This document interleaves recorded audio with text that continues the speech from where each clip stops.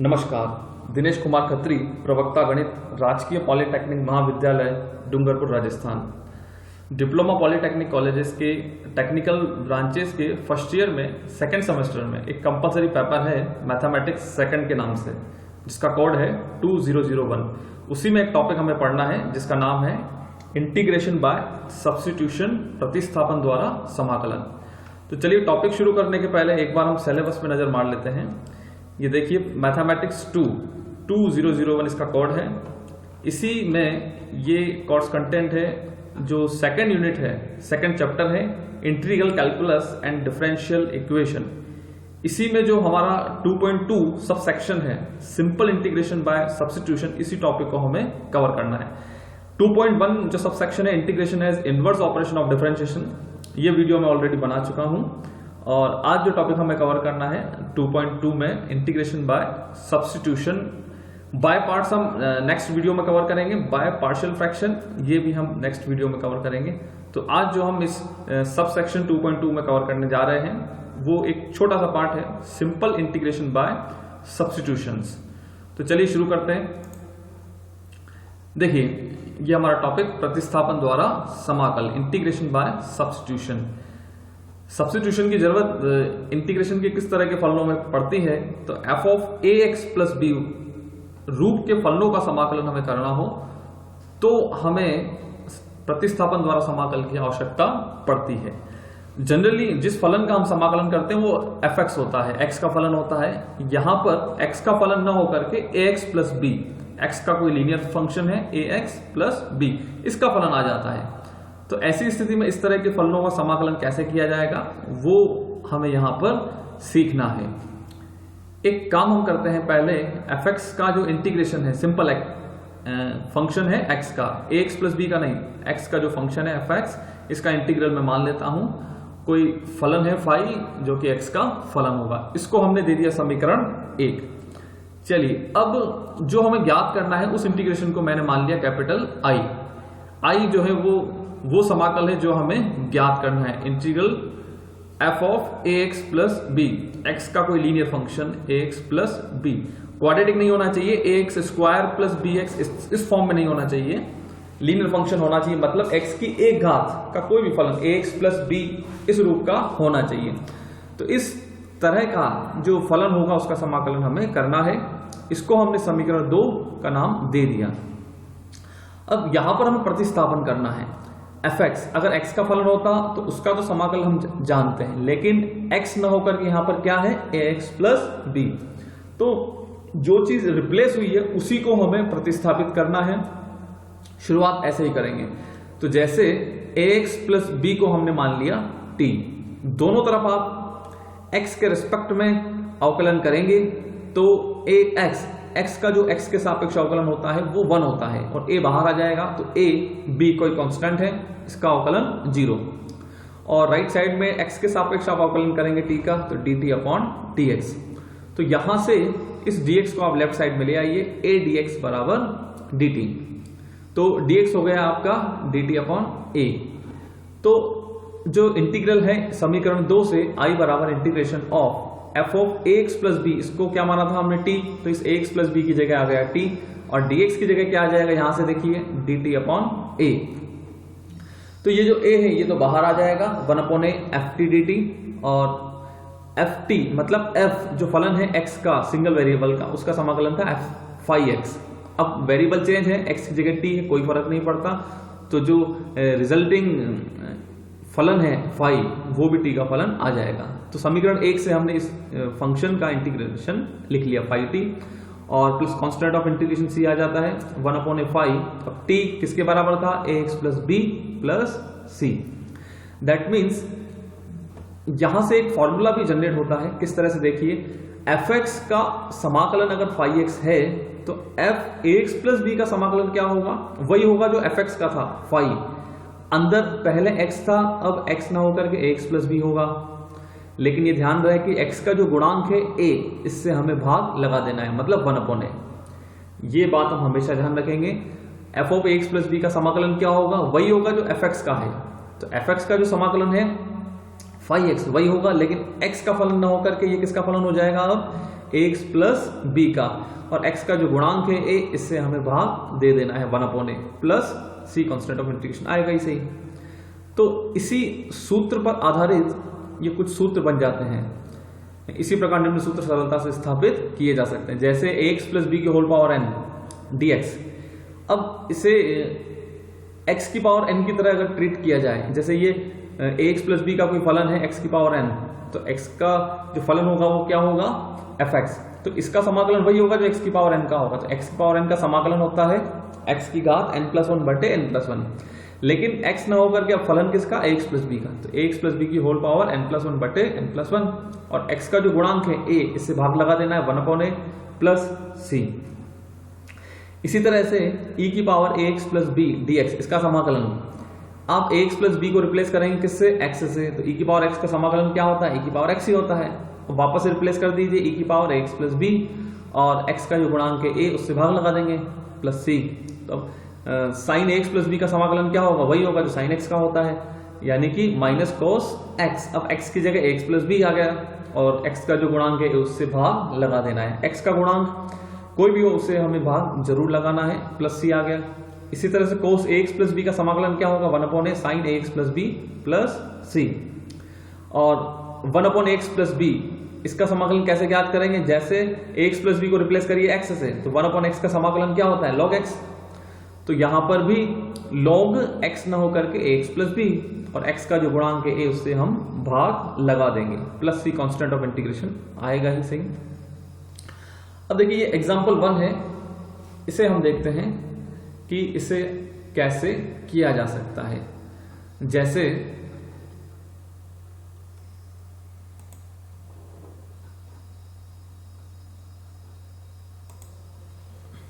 देखिए क्या क्वेश्चन है, हमें इंटीग्रेशन करना है किसका, 1/3x प्लस 2 इसका होल स्क्वायर और dx, ये समाकलन हमें करना है।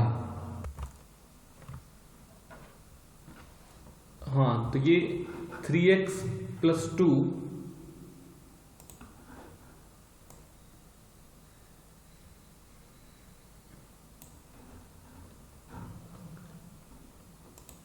ये आपका 3 प्लस 2x का होल स्क्वायर है अपॉन में, तो मैं लिख लेता हूं इसे,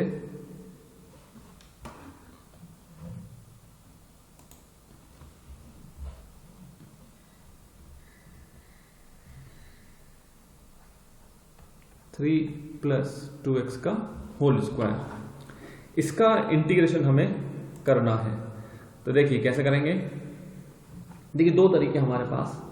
पहला तरीका तो ये है कि जैसे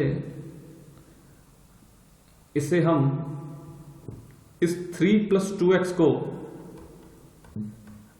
ऊपर ले गए तो ये पावर -2 में कन्वर्ट हो गया dx। अब अगली स्टेप में हम इसे x की पावर n की तरह ट्रीट करें, तो जैसे x की पावर n का हम समाकलन क्या लिखते हैं, x की पावर n+1 बटे x की पावर n+1 बटे n+1, ऐसा ही लिखते हैं। तो इसका इंटीग्रेशन वही होगा जो x की पावर n का होता है, लेकिन x न होकर के 3 प्लस 2x है, तो ये आपका 3 प्लस 2x इसकी होल पावर n+1 मतलब -2 प्लस 1, और बटे में क्या आ जाएगा -2 प्लस 1। अब x का जो गुणांक है कौन है, 2, ये आपका बटे में आ जाएगा, तो ये 1/2 आ गया, और प्लस c मतलब कांस्टेंट ऑफ इंटीग्रेशन। तो देखिए कितना हो गया, ये 3 प्लस 2x ये होल पावर -1, -2 प्लस 1 को सॉल्व करने पर -1 बचा, और नीचे -2 प्लस 1 ये भी आपका -1 बचा, और 1/2 मल्टीप्लाई में ऑलरेडी है प्लस c। इसको जब हम इजी करके थोड़ा लिखें तो ये आपका बन जाएगा -1/2 और 1 में 3 प्लस 2x प्लस c। एक तरीका तो ये है समाकलन करने का, ax प्लस b को x मान करके उसका समाकलन कर दें और x को वापस ax प्लस b से रिप्लेस कर दें। तो एक तरीका तो ये आता है हमारे पास समाकलन करने के लिए, ठीक है।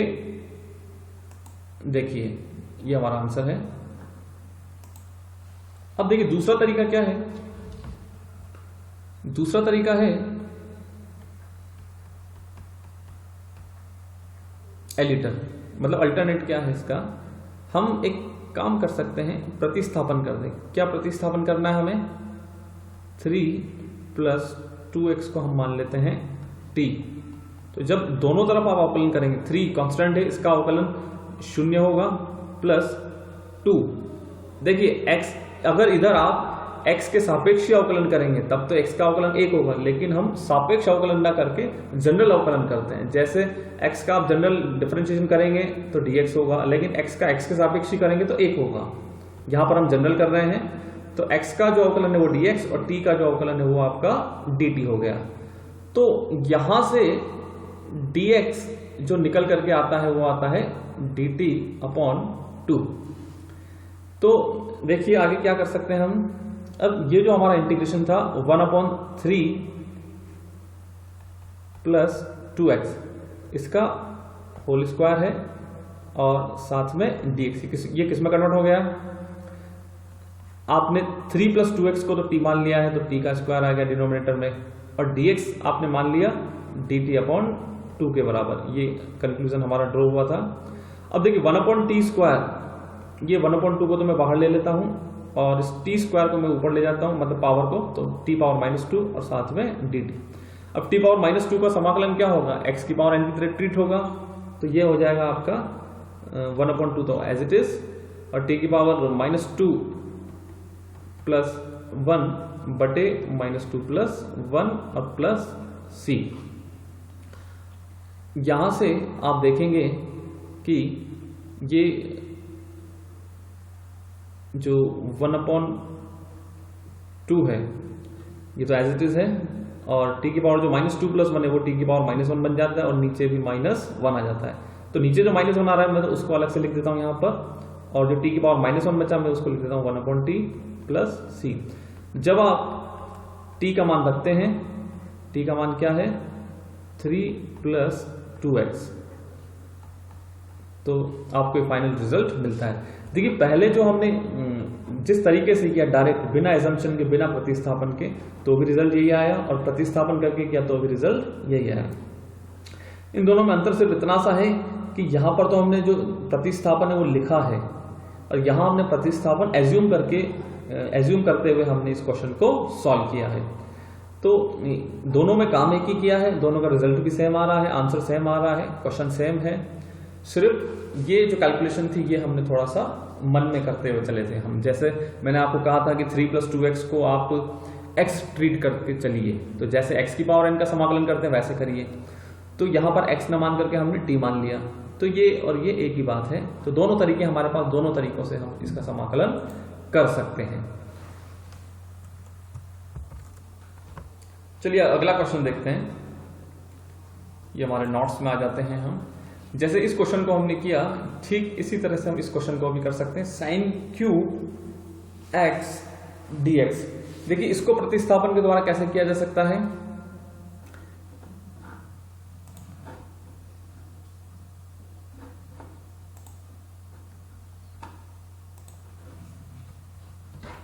देखिए जो हमें समाकलन करना है वो किसका करना है, sin3x dx, ये समाकलन हमें करना है। तो देखिए इस समाकलन को कैसे किया जाएगा। देखिए ये जो समाकलन है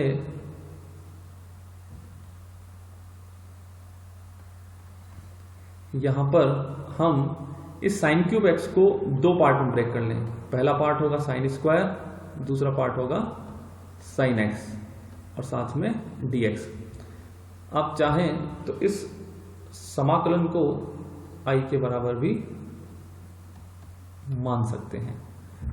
तो बार बार हमें ये बड़ा एक्सप्रेशन लिखने की बजाय हम i लिख देंगे।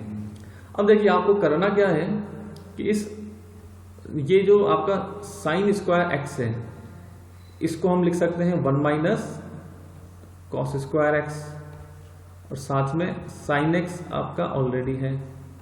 अब देखिए इसका फायदा क्या होगा हमें कि यहाँ पर हमें क्या करना है कि हमें cos x को कोई नया वेरिएबल t मान लेना है, मतलब ऐसा हमने प्रतिस्थापित कर दिया है। अब cos x का अवकलन क्या होगा, माइनस साइन एक्स dx और t का dt।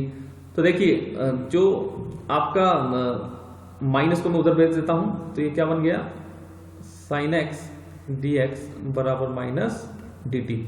फिर देखिए ऐसा करने पर क्या होगा, ये जो इंटीग्रल i है इसकी क्या स्थिति होगी, cos x को आपने t माना है तो 1 माइनस कॉस स्क्वायर एक्स, तो 1 माइनस कॉस एक्स की जगह t आ गया तो 1 माइनस टी स्क्वायर, और साइन एक्स dx आपका dt में चला गया, मतलब माइनस dt के बराबर आ गया ये। तो फाइनली चाहो तो माइनस को बाहर ले लो और 1 माइनस टी स्क्वायर और dt, इसका समाकलन हम इजीली कर सकते हैं। माइनस को बाहर रहने दीजिए, 1 का समाकलन t के सापेक्ष t होगा और टी स्क्वायर का समाकलन टी क्यूब अपॉन 3 होगा और plus c constant of integration.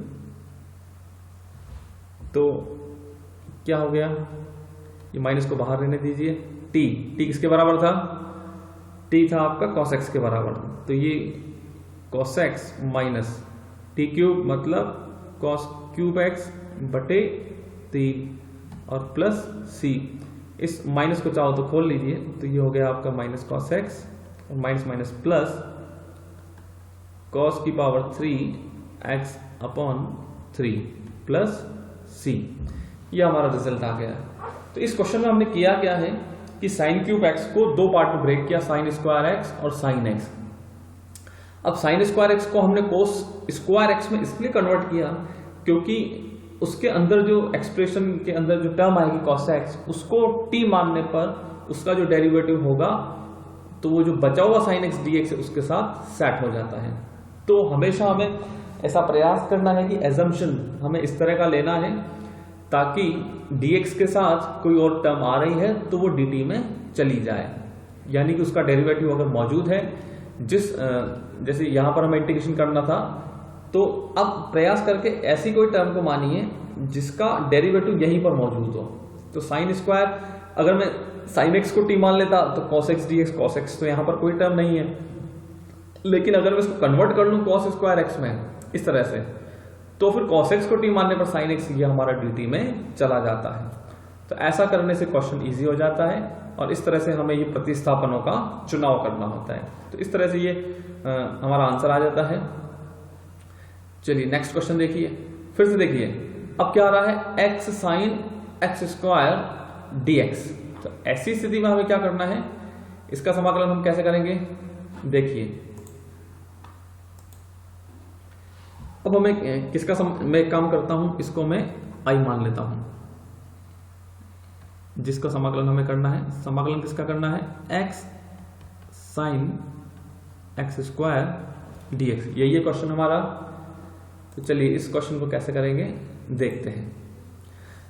देखिए साइन एक्स तो हम जानते हैं x हमारा जनरली एंगल हो, लेकिन यहां पर जो एंगल x है वो ही क्वाड्रेटिक टर्म आ गई, x नहा करके क्या आ गया, एक्स स्क्वायर। तो जो भी टर्म आती है x एंगल, जैसे हम नॉर्मली साइन एक्स को जानते हैं, साइन एक्स स्क्वायर को नहीं जानते, तो x की जगह कौन आ गया, एक्स स्क्वायर। तो जनरली ट्रिग्नोमेट्रिक फंक्शन में ऐसा हो जाए कि यहाँ x की जगह एक्स स्क्वायर आ जाए या एक्स क्यूब आ जाए या एक्स स्क्वायर प्लस 1 आ जाए, तो x के अलावा जो भी आ रहा है उसे आप t मान लेंगे। तो ऐसा करने से क्वेश्चन थोड़ा सा इजी हो जाता है। तो आपको यहाँ पर क्या रिप्लेसमेंट करने हैं, क्या प्रतिस्थापन करना है, एक्स स्क्वायर को t मान लीजिए। अगर मैं एक्स स्क्वायर को t मानता हूँ तो दोनों ओर अवकलन कर दीजिए, जनरल व्यापक, तो एक्स स्क्वायर का होगा 2x, फिर dx और साथ में dt हो जाएगा। फिर देखिए इस x को यहीं रहने दीजिए, dx को यहीं रहने दीजिए, इस 2 को नीचे ले आइए तो 1/2 और साथ में dt। अब देखिए x और dx ये दो हमारी क्वेश्चन में ऑलरेडी टर्म मौजूद है, dx तो है ही सही, x भी है। तो हमने देखो एक्स स्क्वायर ऐसी टर्म को t माना जिससे इसके अलावा इसी एक्सप्रेशन में एक टर्म मौजूद थी जो dt में चली गई। कौन सी टर्म थी वो, x। तो x dx क्या बन गया, 1/2 dt। तो ऐसा करने से क्या होगा देखो, तो ये जो आपका समाकलन i है कैसे कन्वर्ट हो गया, देखिए साइन एक्स स्क्वायर की जगह t आ गया। अब x dx की जगह मैं क्या लिख दूं, 1/t और साथ में dt। इस 1/t को तो आप बाहर 1/2 को तो आप बाहर ले लीजिए, अंदर क्या बचा sin t और साथ में dt। अब ये जो 1/2 है एज इट इज, अब sin t का समाकलन क्या होता है माइनस cos t और सॉरी प्लस साथ में क्या आ जाएगा c।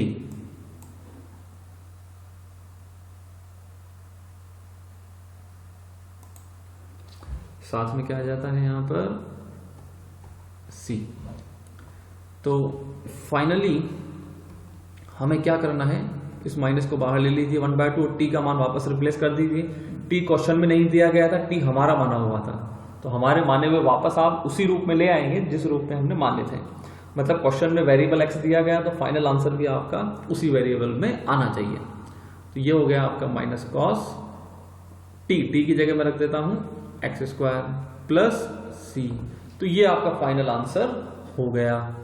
तो इस तरह से आप x sin x² का समाकलन हमने किया तो हमें ये रिजल्ट मिला है। इस तरह से हम और भी क्वेश्चंस कर सकते हैं। चलिए आगे देखिए। अब कुछ एक सूत्र और हैं, जैसे देखिए fx की whole power n f' x dx। तो देखिए यहां पर fx को अगर मैं t मान लूं तो इसका जो डेरिवेटिव होगा f' dx, ये रहा बाहर इसी एक्सप्रेशन में मौजूद, ये dt में चला जाता है। तो ऐसी परिस्थिति में इसका समाकलन हम डायरेक्ट लिख सकते हैं fx की whole power n+1/n+1 plus c। अगर किसी फलन fx की घात n हमें दी गई है और उसका डेरिवेटिव बाहर मौजूद है तो ऐसी स्थिति में उस फलन की घात n+1/n+1 करके आप समाकलन कर सकते हैं। ये एक डायरेक्ट सूत्र है, आप हमें ध्यान रखना है। फिर से देखिए दूसरा सूत्र f'(x/fx dx। अब इस fx को अगर मैं t मान लूं तो f'(x dx ये dt में जाने के कारण 1/fx का समाकलन log fx हो जाता है। तो ये रिजल्ट भी हमें ध्यान रखना है कि डिनोमिनेटर यानी हर में यानी नीचे कोई फलन है fx जिसका अवकलन ऊपर आपको दिया गया है। तो इसका समाकलन आप कैसे करेंगे log fx प्लस c। ठीक है, फिर देखिए ये भी हमें दोनों सूत्र ध्यान रखने हैं। सूत्र 2 की सहायता से निम्न सूत्र प्रतिपादित किए जा सकते हैं। ये भी सूत्र हमें डायरेक्टली याद रखने हैं। tan x का जो समाकलन है वो log sec x plus c होगा, cot x का समाकलन log sin x plus c होगा, sec x का समाकलन log sec x plus tan x plus c, या दूसरा ऑप्शन है log tan x/2 plus π/4 plus c होता है। इसी तरह से cosec x का जो समाकलन है वो होगा minus log cot x plus cosec x plus c, या दूसरा ऑप्शन होता है log tan x/2 plus c। ये देखिए sin x और cos x के समाकलन तो हम एलिमेंट्री फॉर्मूला में पढ़ चुके हैं। sin x का जो समाकलन होता है वो माइनस cos x होता है और cos x का जो समाकलन है वो sin x होता है, लेकिन tan cot sec cos के नहीं पढ़े थे तो वो एक्चुअली डायरेक्ट डिराइव नहीं होते, वो इन्हीं सूत्रों की मदद से डिराइव होते हैं। इसीलिए सेकंड चैप्टर में इनको शामिल किया गया। तो इनके जो समाकलन है ये सूत्र हमें याद रखने होंगे। tan x का समाकलन log sec x, cot x का log sin x, sec x का log sec x plus tan x ये याद रखिए, और cosec x का log tan x/2 ये वाला फॉर्मूला याद रखिए। वो भी बहुत रेयरली काम आते हैं। अब जैसे एग्जाम्पल 1 देखिए। एग्जाम्पल 1 में एक क्वेश्चन है e⁻x minus sine x upon e⁻x plus cos x dx। इस फलन का हमें समाकलन करना है। तो इस फलन में देखिए कोई फॉर्मूला अगर इनमें से लगता है तो उनसे हम डायरेक्टली इसे सॉल्व कर सकते हैं। जैसे नीचे वाला जो फलन है हर में डिनोमिनेटर में जो फंक्शन है कौन सा e⁻x प्लस cos x, इसका अवकलन करके देखते हैं हम एक बार। e⁻x का अवकलन तो e⁻x और cos x का अवकलन माइनस साइन x। ये वही एक्सप्रेशन है जो अंश में मौजूद है, न्यूमरेटर में मौजूद है, मतलब ऊपर मौजूद है। तो फिर ये उस तरह का एक एक्सप्रेशन हो गया। ऊपर तो डेरिवेटिव है f'(x) और नीचे कौन है fx dx। तो इसका समाकलन डायरेक्टली लिख सकते हैं log fx प्लस c। तो इसका समाकलन हम क्या लिखेंगे log fx कौन है जो डिनोमिनेटर में, जो नीचे है, जो हर में है, तो log नीचे कौन है e⁻x plus cos x plus c। तो डायरेक्ट सूत्र से हमने लिख दिया है। फिर देखिए 3x प्लस 1 बटे 3x² प्लस 2x प्लस 1 की होल पावर 3 dx। देखिए नीचे वाली टर्म का जो डिफरेंशिएशन है वो डायरेक्ट तो मौजूद नहीं है, लेकिन हाँ ये है कि कुछ कॉमन ले लोगे तो यही एक्सप्रेशन आ जाता है। जैसे यहाँ पर देखिए 3x² प्लस 2x प्लस 1 इसको t मान लिया, तो ऐसा करने से अवकलन कर दीजिए दोनों तरफ, तो 3x² का जो अवकलन होगा वो 6x प्लस 2x, x का 1 होगा तो +2, और इधर x का dx, इधर भी x का dx, तो वो dx बाहर ले लिया कॉमन, और t का dt। जनरल डिफरेंशिएशन की बात कर रहे हैं हम, x या t के रेस्पेक्ट में की बात हम नहीं कर रहे, हम यहां पर बात कर रहे हैं जनरल डिफरेंशिएशन।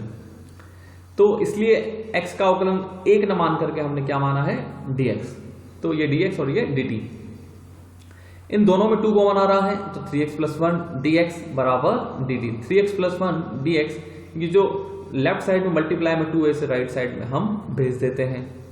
तो अब देखिए कि 3x + 1 dx ये टर्म मौजूद है इस गिवन क्वेश्चन में, तो हमने ऐसे किसी टर्म को t माना जिससे क्वेश्चन में ही जो गिवन एक्सप्रेशन था इसी की कोई टर्म dx के साथ सेट होकर के dt में चली जाती है। तो ऐसा करने से क्या हुआ कि ये जो 3x + 1 dx है ये तो आपका dt/2 के बराबर आ गया, और इसे हमने t माना था तो ये आपका 1/t³ हो गया, इसकी होल पावर 3 है। तो अब 1/2 को बाहर ले लिया, अब 1/t³ को t⁻³ की तरह ट्रीट करें, मतलब x⁻n के समाकलन की तरह x⁻n+1/n+1। तो t⁻³ +1/−3 + 1 इसे सॉल्व करेंगे तो -2 बचता है, ये आपका नीचे -1/4 1/t² + c, t की वैल्यू वापस रख दीजिए, t की वैल्यू थी 3x² + 2x + 1, ये हमारा फाइनल रिजल्ट आ जाता है। तो इस तरह से आपको अलग अलग क्वेश्चन में अलग अलग प्रतिस्थापन करने होते हैं। तो ये क्वेश्चन को देखकर ही, उस एक्सप्रेशन को देखकर ही हमें अंदाजा लग पाता है।